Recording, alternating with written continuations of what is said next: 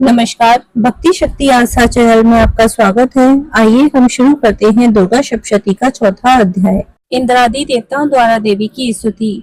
महर्षि मेधा बोली, देवी ने जब पराक्रमी दुरात्मा महिषासुर को मार गिराया और असुरों की सेना को मार दिया, तब इंद्रादि समस्त देवता अपने सिर तथा शरीर को झुकाकर भगवती की स्तुति करने लगे। जिस देवी ने अपनी शक्ति से यह जगत व्याप्त किया है और जो संपूर्ण देवताओं तथा महर्षियों की पूजनीय है, उस अंबिका को हम भक्ति पूर्वक नमस्कार करते हैं।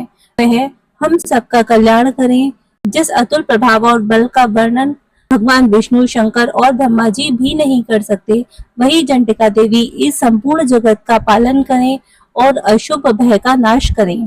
पुण्य आत्माओं के घर में तुम स्वयं लक्ष्मी रूप हो और पापियों के घर में तुम अलक्ष्मी रूप हो, और सतकुल में उत्पन्न होने वालों के लिए तुम लज्जा रूप होकर उनके घरों में निवास करती हो।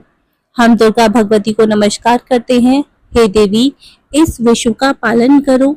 हम तुम्हारे अचिंतनीय रूप का किस प्रकार वर्णन करें। असुरों का नाश करने वाली, भारी पराक्रम तथा समस्त देवताओं और दैत्यों के विषय में जो तुम्हारे पवित्र चरित्र हैं, उनका हम किस प्रकार वर्णन करें।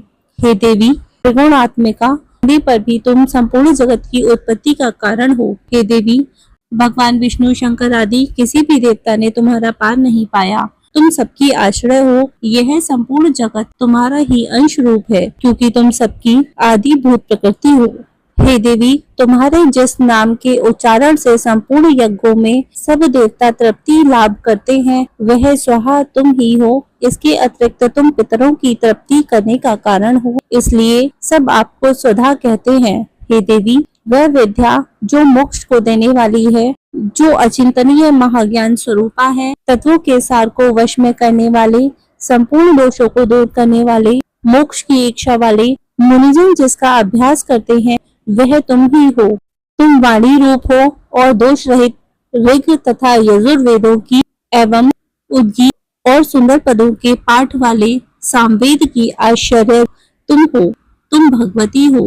इस विश्व की उत्पत्ति एवं पालन के लिए तुम वार्ता के रूप में प्रकट हुई हो, और तुम संपूर्ण संसार की पीड़ा हरने वाली हो। जिससे सारे शस्त्रों को जाना जाता है, वह मेधा शक्ति तुम ही हो, और दुर्गम भवसार से पार करने वाली नौका तुम ही हो। लक्ष्मी रूप से विष्णु भगवान के हृदय में निवास करने वाली और भगवान महादेव द्वारा सम्मानित गौरी देवी तुम ही हो। मंद मुस्कान वाले, निर्मल पूर्ण चंद्रबिंब के समान और उत्तम सुवर्ण की मनोहर कांति से कामनीय तुम्हारे मुख को देखकर भी महिषासुर क्रोध में भर गया। यह बड़े आश्चर्य की बात है। हे देवी, तुम्हारा यही मुख जब क्रोध से भर गया तो उदयकाल के चंद्रमा की भांति लाल हो गया और तनी हुई बाहों के कारण विकराल रूप हो गया। उसे देखकर भी महिषासुर के शीघ्र प्राण नहीं निकल गए। यह बड़े आश्चर्य की बात है। आपके कुपित मुख के दर्शन करके भला कौन जीवित रह सकता है। हे देवी, तुम हमारे कल्याण के लिए प्रसन्न हो। आपके प्रसन्न होने से इस जगत का अभ्युदय होता है, और जब आप क्रुद्ध हो जाती हो तो कितने ही कुलों का सर्वनाश हो जाता है। यह हमने अभी अभी जाना है कि जब तुमने महिषासुर की बहुत बड़ी सेना को देखते देखते मार दिया है। हे देवी, सदा अभ्युदय प्राप्त करने वाली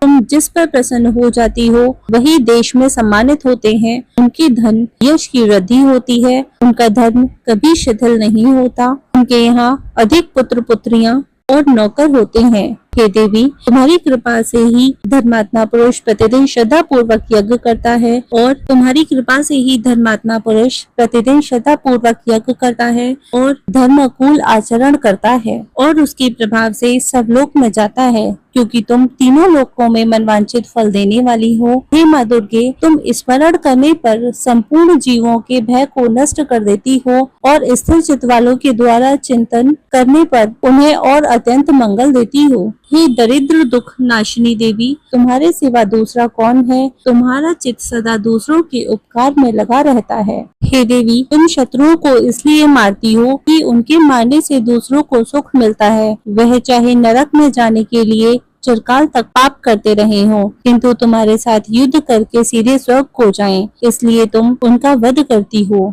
हे देवी, क्या तुम दृष्टिपात मात्र से समस्त असुरों को भस्म नहीं कर सकती? अवश्य ही कर सकती हो, किंतु तुम्हारा शत्रुओं को शस्त्रों के द्वारा मारना इसलिए है कि शास्त्रों द्वारा मरकर वे स्वर्ग को जाएं। इस तरह से हे देवी, उन शत्रुओं के प्रति भी तुम्हारा विचार उत्तम है। हे देवी, तुम्हारे उग्र खड़ग की चमक से और त्रिशूल की नोक की कांति की किरणों से असुरों की आंखें फूट नहीं गईं। उसका कारण यह था कि वे किरणों से शोभायमान तुम्हारे चंद्रमा के समान आनंद प्रदान करने वाले सुंदर मुख की ओर देख रहे थे। हे देवी, तुम्हारा शील बुरे वृतांत को दूर करने वाला है और सबसे अधिक तुम्हारा रूप है, जो ना तो कभी चिंतन में आ सकता है और ना ही जिसकी दूसरों से कभी तुलना हो सकती है। तुम्हारा बल व पराक्रम शत्रुओं का नाश करने वाला है। इस तरह तुमने शत्रुओं पर भी दया प्रकट की है। हे देवी, तुम्हारे बल की किसके साथ बराबरी हो सकती है तथा शत्रुओं को बहा देने वाला इतना सुंदर रूप भी और किसका है? हृदय में कृपा और युद्ध में निष्ठुर था, यह दोनों बातें तीनों लोकों में केवल तुम ही में देखने में आई हैं। हे माता, युद्ध भूमि में शत्रुओं को मारकर तुमने उन्हें स्वर्ग लोक में पहुंचा दिया है। इस तरह तीनों लोकों की तुमने रक्षा की है तथा उन उन्मत्त असुरों से जो हमें भय था उसको भी तुमने दूर किया है। तुमको हमारा नमस्कार है। हे देवी, तुम शूल तथा खड़ग से हमारी रक्षा करो तथा घंटे की ध्वनि और धनुष की टंकोर से हमारी रक्षा करो। हे चंडिके, आप अपने शूल को घुमाकर पूर्व, पश्चिम, उत्तर तथा दक्षिण दिशा में हमारी रक्षा करो। तीनों लोकों में जो तुम्हारे सौम्य रूप हैं तथा घोर रूप हैं, उनसे हमारी रक्षा करो तथा इस पृथ्वी की रक्षा करो। हे अंबिके, आपके कर पल्लवों में जो खड़ग, शूल तथा गदा आदि शस्त्र शोभा पा रहे हैं, उनसे हमारी रक्षा करो। महर्षि बोले कि इस प्रकार जब सब देवताओं ने जगत माता भगवती की स्तुति की और नंद वन के पुष्पों तथा गंध अनुलेपों द्वारा उनका